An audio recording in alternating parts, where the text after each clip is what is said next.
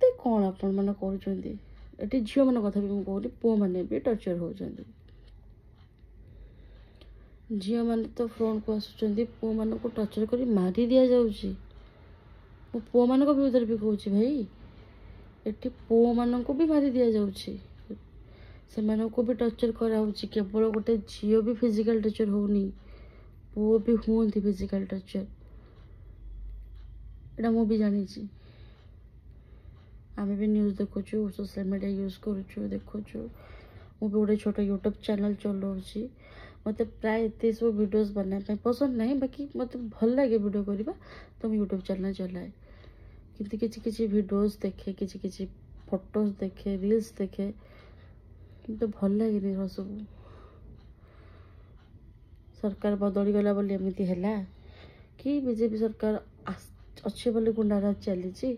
ବହୁତ ଲୋକଙ୍କର ବହୁତ କିଛି ମନ୍ତବ୍ୟ ଥାଏ।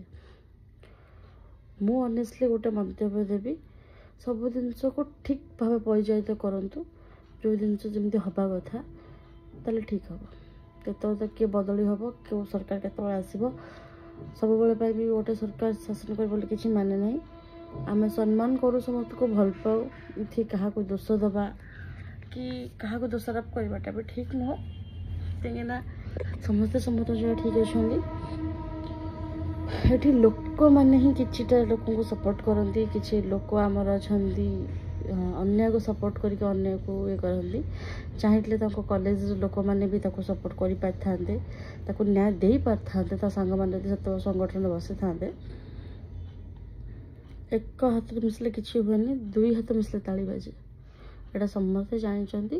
ତ ସାୟଦ ସେମାନେ ଏକଜୁଟ ହେଇଥିଲେ ମେ ବି ସେ ଝିଅ ନ୍ୟାୟ ପାଇଥାନ୍ତା, ନହେଲେ ଆଜିକା ଡେଟ୍ରେ ସେ ମରିନଥାନ୍ତା। ତା ଘର ଶୂନ୍ୟ ହୋଇଗଲା, ତା ଭାଇ ପାଖରୁ ଭଉଣୀ ଚାଲିଗଲା, ବାପା ମା ପାଖରୁ ଝିଅ ଚାଲିଗଲା, ଆପଣଙ୍କର କ'ଣ ଗଲା? କିଛି ଯାଇନି ନା। ଏମିତି କେତେଟା ବାପା ମାଙ୍କ ପାଖରୁ ସବୁ ଚାଲିଯାଇଛନ୍ତି।